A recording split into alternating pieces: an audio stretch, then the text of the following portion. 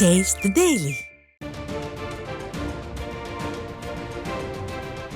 அண்மை செய்தி. அண்ணா பல்கலைக்கழகத்தில் மாணவி பாலியல் வன்கொடுமை செய்யப்பட்ட விவகாரத்தில் கைது செய்யப்பட்டவர் திமுகவைச் சேர்ந்தவர் என்கிற தகவல் வெளியாகியுள்ளது. இதுகுறித்த கூடுதல் விவரங்களை நமது தலைமை செய்தியாளர் முனைவர் ஜெயக்குமார் வழங்க கேட்கலாம். வணக்கம் ஜெயக்குமார், கூடுதல் விவரங்களை வழங்கலாம். அண்ணா பல்கலைக்கழகத்தில் பொறியியல் படிக்கக்கூடிய 2ஆம் ஆண்டு மாணவிக்கு பாலியல் துன்புறுத்தலுக்கு ஆளாக்கப்பட்ட சம்பவத்தில் ஈடுபட்டு கைது செய்யப்பட்டுள்ளதாக கூறப்படக்கூடிய ஞானசேகரன் என்பவர் திமுகவை சேர்ந்தவர் என்கிற தகவல் வெளியாகி இருக்கிறது. அதாவது 23ஆம் தேதி இரவு 8 மணி அளவில் சென்னை கிண்டியில் இருக்கக்கூடிய அண்ணா பல்கலைக்கழகத்தில் தனது ஆண் நண்பரோடு பேசிக் கொண்டிருந்த பொறியியல் 2ஆம் ஆண்டு படிக்கக்கூடிய கன்னியாகுமரியைச் சேர்ந்த மாணவியை அங்கே போதையோடு உள்ளே நுழைந்த கோட்டூர்புரம் பகுதியைச் சேர்ந்த ஞானசேகரன் உள்ளிட்டோர், ஞானசேகரன் என்பவர் கோட்டூர்புரத்திலே சாலை ஓரமாக பிரியாணி கடை நடத்தி வருவதாக தற்போது காவல்துறையுடைய விசாரணையில் தெரிவிக்கப்பட்டிருக்கிறது. குறிப்பாக இந்த ஞானசேகரன் போதையில் இருந்ததாகவும் ஆண் நண்பரை விரட்டி அடித்துவிட்டு அந்த அண்ணா பல்கலைக்கழக வளாகத்தில் இருந்த பொறியியல் 2ஆம் ஆண்டு படிக்கக்கூடிய கன்னியாகுமரி பகுதியைச் சேர்ந்த மாணவியை பாலியல் வன்புணர்ச்சிக்கு ஆளாக்கப்பட்டிருக்கிறார். மிகப்பெரிய அளவில் அந்த பெண் மிகப்பெரிய அளவில் கூச்சலிட்டு இருக்கிறார், கதறி இருக்கிறார், மன்றாடி இருக்கிறார். ஆனால் அதையெல்லாம் பொருட்படுத்தாமல் போதையில் இருந்த இந்த மிருகங்கள் அந்த ஒரு விலங்குகளை வேட்டையாடுவது போல வேட்டையாடப்பட்டிருக்கிறார் அந்த மாணவி. குறிப்பாக இந்த சம்பவத்திலே அந்த மாணவி கோட்டூர்புரம் காவல் நிலையத்திலே புகார் அளித்திருக்கிறார். புகாரை பெற்றுக்கொண்ட காவல்துறையினர் இன்றைக்கு மிகப்பெரிய அளவிலே அண்ணா பல்கலைக்கழக வாயில் முன்பாக மாணவர்கள் எல்லாம் ஒன்று திரண்டு திமுக அரசுக்கு எதிராக, உயர்கல்வித்துறைக்கு எதிராக, குறிப்பாக அண்ணா பல்கலைக்கழக நிர்வாகத்திற்கு எதிராக போராட்டத்தில் ஈடுபட்டிருக்கிறார்கள். மறியல் போராட்டத்தில் முன்னெடுத்திருக்கிறார்கள். இதனால் தற்போது அண்ணா பல்கலைக்கழக வளாகம் முன்பாக போலீசார் குவிக்கப்பட்டு அண்ணா பல்கலைக்கழகத்திற்கு உள்ளே யாரும் அனுமதிக்கப்படவில்லை. குறிப்பாக செமஸ்டர் தேர்வுகள் அண்ணா பல்கலைக்கழகத்திலே தற்போது நடைபெற்றுக் கொண்டிருக்கிறது. ஏராளமான தமிழகம் முழுவதும் இருக்கக்கூடிய பல்வேறு மாவட்டங்களைச் சேர்ந்த மாணவ மாணவிகள் அங்கே தங்கி படித்துக் கொண்டிருக்கிறார்கள். அங்கே தங்கி படிக்கக்கூடிய மாணவர் ஒருவர் ஆண் நண்பரோடு பேசிக் கொண்டிருந்ததாக கூறப்படுகிறது. இந்த சம்பவத்தில் அங்கே உள்ளே 2 பேர் சென்றதாக கூறப்படுகிறது. 2 பேர் தான் சென்றார்களா அல்லது ஒரு கும்பலாக போதை ஆசாமிகள் உள்ளே நுழைந்தார்களா? இந்த போதை ஆசாமி கும்பலை உள்ளே அனுமதித்தது யார்? குறிப்பாக அந்த பெண்ணுக்கு நேர்ந்த துயரம் என்ன? அந்த பெண்ணிற்கு எந்த துயரமும் பாலியல் வன்புணர்வுக்கும் அவர் ஆளாக்கப்படவில்லை என்றால் மருத்துவமனையிலே ஏன் அவர் அனுமதிக்கப்பட்டிருக்கிறார்? குறிப்பாக இந்த கும்பலை சேர்ந்தவர்கள் எத்தனை பேர் இருந்தார்கள்? சிசிடிவி காட்சிகளை ஏன் இன்னும் காவல்துறை வெளியிடவில்லை? அண்ணா பல்கலைக்கழகம் முழுவதுமாக குறிப்பாக ஆளுநர் மாளிகை வழியாக செல்லக்கூடிய அந்த வழித்தடத்திலே பிரதான வாயில் இருக்கிறது. அதே போன்று கோட்டூர்புரம் பகுதியிலே அந்த இன்னொரு வழி இருக்கிறது. 2 புறமாகவும் அண்ணா பல்கலைக்கழக வளாகத்திற்குள்ளே அனுமதிக்கப்படுகிறார்கள். எந்த பகுதியில் இவர்கள் அனுமதிக்கப்பட்டார்கள்? உள்ளே நுழைந்த அந்த மாணவியிடம் பாலியல் அத்துமீறல் ஈடுபட்ட நபர்கள் எவ்வளவு நேரம் உள்ளே இருந்தார்கள்? குறிப்பாக ஆளுநர் மாளிகையில் பெட்ரோல் குண்டு வீசிய நபர் ஒருவர் எங்கு சென்றார், எங்கு பெட்ரோல் பாட்டிலை வாங்கினார், எப்பொழுது அதனை திரியை ஏற்றினார், அதனை எங்கே கொண்டு வைத்து வீசினார் என்றெல்லாம் அதற்கான புகைப்படங்களை வெளியிட்ட இந்த காவல்துறை அண்ணா பல்கலைக்கழகம் தமிழகத்தில் இருக்கக்கூடிய மிக உச்ச பல்கலைக்கழகமாக இருக்கக்கூடிய பொறியியல் பல்கலைக்கழகங்களுடைய தலைமை பீடமாக அண்ணா பல்கலைக்கழகம் இருக்கிறது. அப்படிப்பட்ட ஒரு பெரும் புகழுக்கு சொந்தமாக இருக்கக்கூடிய அண்ணா பல்கலைக்கழகத்திலே படிக்கக்கூடிய, குறிப்பாக சென்னை மாநகரத்திலே படிக்கக்கூடிய கன்னியாகுமரியினுடைய கடைக்கோடி தென் மாவட்டங்களுடைய கடைக்கோடியில் இருக்கக்கூடிய மாணவிக்கு இப்படிப்பட்ட ஒரு அநியாயம், அநீதி இழைக்கப்பட்டிருக்கிறது. இந்த சம்பவத்திலே ஏன் இன்னும் புகைப்படங்களையோ சிசிடிவி காட்சிகளையோ உள்ளே சென்ற நபர்கள் குறித்த ஆதாரங்களையோ காவல்துறை வெளியிடாமல் மௌனம் காக்கிறது என்கிற மிகப்பெரிய கேள்வியை மாணவர்கள் போராட்ட களத்திலே எழுப்பியிருக்கிறார்கள். அவர்கள் தொடர்ந்து அரசுக்கு எதிராக கோஷங்களை முன்வைத்திருக்கிறார்கள். கோட்டூர்புரம் காவல்துறையினர் அதனை வெளியிடாதது ஏன்? குறிப்பாக சாலை ஓரம் ஒரு பிரியாணி கடை நடத்தி வருவர் எதற்காக அண்ணா பல்கலைக்கழகத்திலே இரவு நேரத்திற்கு சென்றார் என்கிற மிகப்பெரிய ஒரு கேள்வி எழுகிறது. ஏற்கனவே இதுபோன்று அண்ணா பல்கலைக்கழகத்தில் மாணவிகள் தற்கொலைகள் நடந்திருக்கிறது. ஐஐடி வளாகத்திலே மாணவிகள் தற்கொலை நடைபெற்றிருக்கிறது.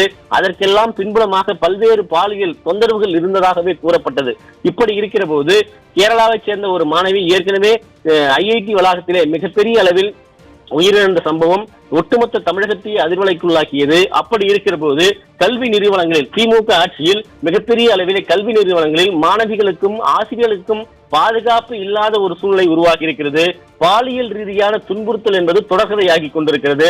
சம்பந்தப்பட்ட நபர்களை யார் அடையாளம் காணுகிறார்கள். குறிப்பாக எத்தனை பேர் உள்ளே சென்றார்கள், அவருடைய சிசிடிவிக்கான காட்சிகளோ புகைப்படங்களையோ ஏன் இதுவரை வெளியிடவில்லை என்கிற வலுவான ஒரு கண்டனத்தை மாணவர்கள், பெற்றோர்கள், பேராசிரியர்கள் தரப்பிலே எழுப்பப்படுகிறது.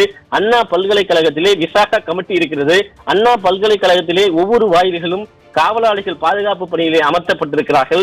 அண்ணா பல்கலைக்கழகத்திற்கும் ஆளுநர் மாளிகைக்கும் 200-300 மீட்டர் இடைவெளி தான் இருக்கிறது. உச்சபட்ச போலீஸ் பாதுகாப்பு ஆளுநர் மாளிகை வளாகத்தில் இருக்கிறது. ரோந்து பணிக்கு அடிக்கடி அண்ணா பல்கலைக்கழகம் வரை காவல்துறை வந்து செல்கிறார்கள். அப்படி இருக்கிற போது இப்படி ஒரு சம்பவம் அரங்கேறி இருக்கிறது என்றால் தமிழகத்தில் பாதுகாப்பு எங்கே, சட்டம் ஒழுங்கு எங்கே சென்று கொண்டிருக்கிறது என்கிற கேள்விகள் எழுப்பப்படுகிறது. குற்றவாளிகள் எந்த நபராக இருந்தாலும் இரும்பு கரம் கொண்டு அவரை அடக்கப்பட வேண்டும் என்றுதான் அந்த மாணவர்களுடைய கோரிக்கையாக இருக்கிறது.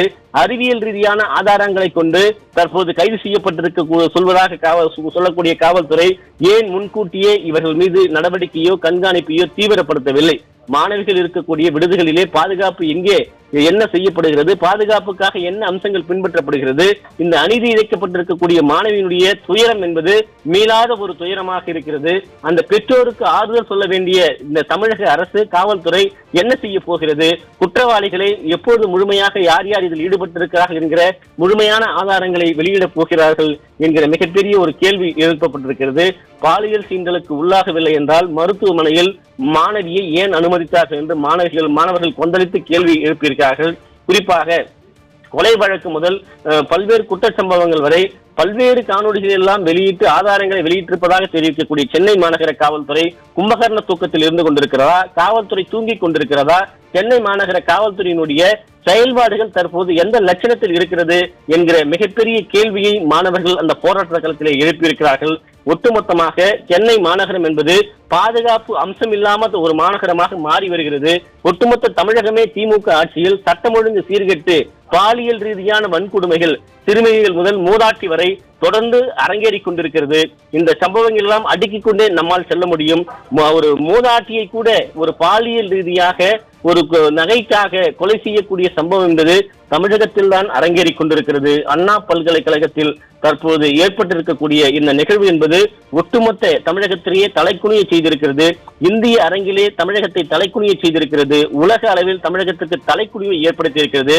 அறிவியல் பூர்வமாக ஊழல் செய்ய கட்சி என்று திமுகவை தொடர்ந்து அடையாளம் காட்டக்கூடிய ஒரு கட்சியாக இருக்கிறது. அப்படிப்பட்ட ஒரு கட்சியில் தற்போது அறிவியல் பூர்வமாக அந்த குற்றவாளியை நாங்கள் கண்டறிந்திருக்கிறோம் என்று சொல்லக்கூடிய இந்த விஷயம் என்பது மிகப்பெரிய ஒரு கேவலமாக இருப்பதாக மாணவர்கள் கொந்தளிக்கிறார்கள்.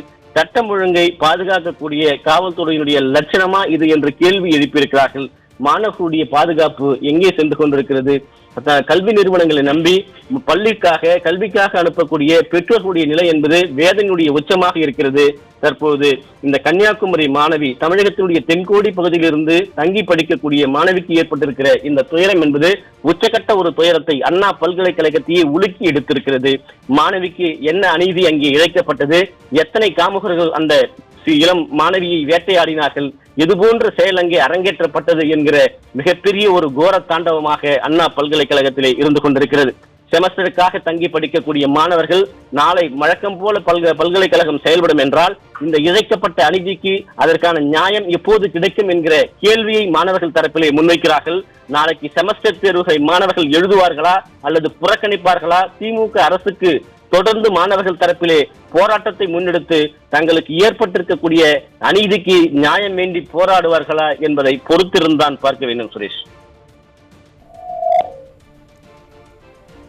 கூடுதல் விவரங்களுக்கு நன்றி ஜெயக்குமார்.